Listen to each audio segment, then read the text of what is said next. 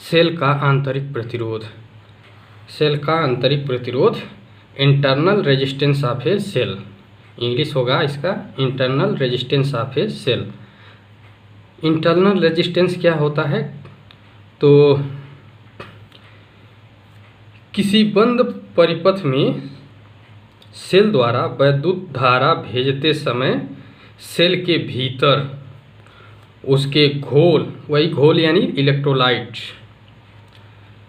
क्या कह रहा है फिर से सुनिए। एक बंद परिपथ यानी कोई क्लोज सर्किट की बात कर रहा है। किसी क्लोज सर्किट में सेल द्वारा वैद्युत धारा भेजते समय सेल के भीतर उसके घोल यानी उसमें जो इलेक्ट्रोलाइट भरा रहता है उसके घोल में धारा निगेटिव प्लेट से यानी ऋण प्लेट से पॉजिटिव प्लेट की ओर बहती है। इस धारा के लिए ही सेल के घोल यानी वही इलेक्ट्रोलाइट के प्रतिरोध को सेल का आंतरिक प्रतिरोध कहते हैं। इसे हम लोग स्मॉल r से प्रदर्शित करते हैं। क्या कहा है, एक बार फिर से इसको समझा जाए तो कहा है कि किसी बंद परिपथ में मान लीजिए कोई एक सर्किट मान लीजिए बना दे रहे हैं। यहाँ एक मान लीजिए हम बल्ब बना दिए, यहाँ एक बल्ब बना दिए हैं और इस बल्ब को ले जा करके हम जोड़ रहे हैं। यहाँ एक सेल बना दे रहे हैं। देखिए एक सेल है जिसमें दो इलेक्ट्रोड यहाँ लग गए हैं। ये इलेक्ट्रोड लग गए हैं, इसका एक सिरा यहाँ इससे ले आकर जोड़ दीजिए, दूसरा सिरा इससे ले आकर के जोड़ दीजिए। मान लीजिए एक ये प्लस इलेक्ट्रोड, ये एक माइनस इलेक्ट्रोड, ये दोनों इलेक्ट्रोड लगे हुए हैं, ये दोनों, ठीक है। और इसमें जो घोल होता है ये सॉल्यूशन, ये जो सॉल्यूशन होता है इसी को हम लोग क्या कहते हैं, इलेक्ट्रोलाइट। ये जो सॉल्यूशन होगा यही क्या होता है, इलेक्ट्रोलाइट होता है, ठीक है।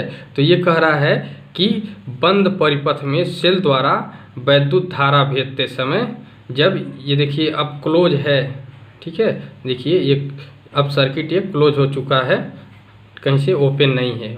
ओपन होने का मतलब अगर यहाँ से काट दिया जाए या हटा दिया जाए एक तो ओपन हो जाएगा, एक वायर यहाँ से हटा देंगे तो भी ओपन हो जाएगा, ठीक है। तो ये अभी क्लोज हो गया है जिसमें से धारा बह रही, इस समय की बात है। तो किसी बंद परिपथ में सेल द्वारा वैद्युत धारा भेजते समय उस सेल के भीतर उसके घोल यानी यही इलेक्ट्रोलाइट में धारा ऋण प्लेट से धन प्लेट की ओर, ये देखिए ये माइनस प्लेट है, ये वाला निगेटिव प्लेट है, ये पॉजिटिव प्लेट है।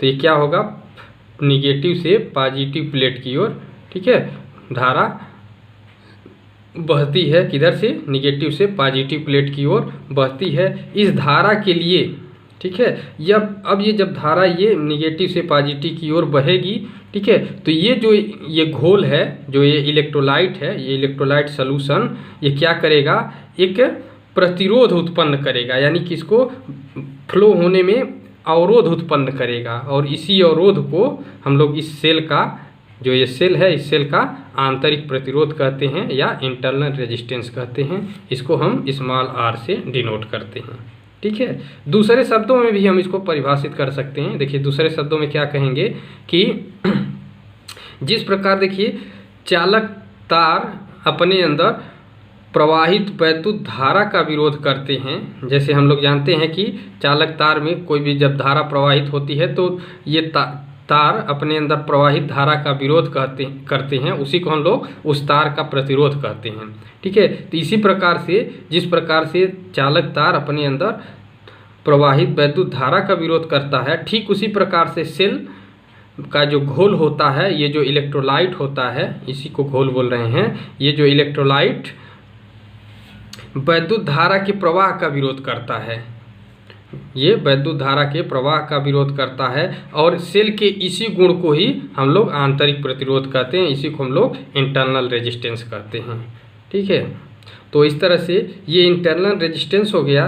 और इंटरनल रेजिस्टेंस की कुछ खासियत होती है कि यह सेल के आंतरिक प्रतिरोध, ठीक है, ये जो सेल का आंतरिक प्रतिरोध होता है ये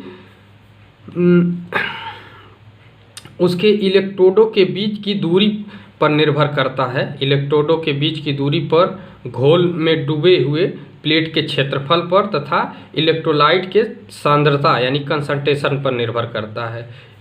ये जो होता है किस पर निर्भर करता है, ये आंतरिक प्रतिरोध जिसको हम लोग स्मॉल आर कह रहे हैं, ये स्मॉल आर किस पर निर्भर करता है, तो उसके इलेक्ट्रोड के बीच की दूरी। अगर इलेक्ट्रोड के बीच की दूरी है तो ये जो आर है ये आर प्रोपोर्शनल होता है डी के, ठीक है। तो इलेक्ट्रोडों के बीच की दूरी के प्रोपोर्शनल होता है ये, तो इलेक्ट्रोड, और ये आर घोल में डूबे हुए प्लेटों के क्षेत्रफल, ठीक है, क्षेत्रफल तथा इलेक्ट्रोलाइट की सांद्रता पर भी निर्भर करता है। तो अगर क्षेत्रफल अगर हम कहें ये है तो ये ए के, ये जो आर होता है ये ए के इनवर्सली प्रोपोर्शनल होता है, यानी आर प्रोपोर्शनल टू 1/a।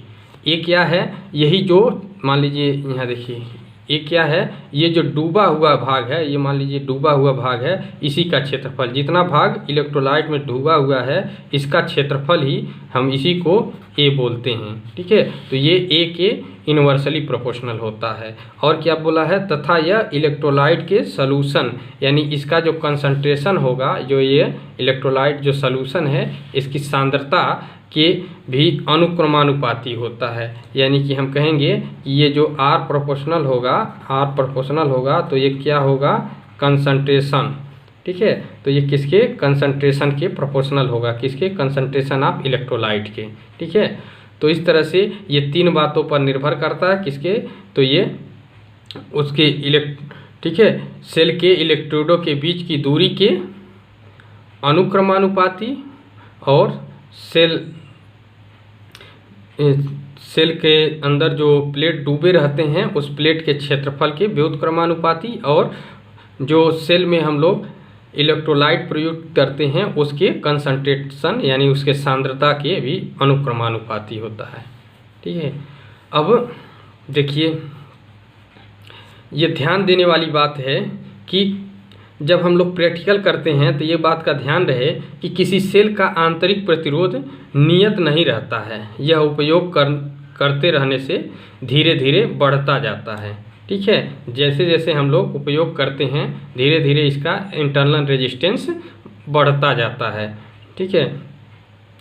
तो इसीलिए हम लोग जब प्रयोग करते हैं लैब में तो कभी भी हम इसका मीन वैल्यू नहीं लेते हैं। ऐसा नहीं है 3 रीडिंग या 5 रीडिंग निकाल करके उसका मीन वैल्यू ले लेते हैं, नहीं, इसका मैक्सिमम वैल्यू और मिनिमम वैल्यू लेते हैं, यानी इसका रेंज हम लोग निकालते हैं, ठीक है। इसका रेंज लिया जाता है, न कि इसकी जो मीन वैल्यू यानी माध्य मान लिया जाता है।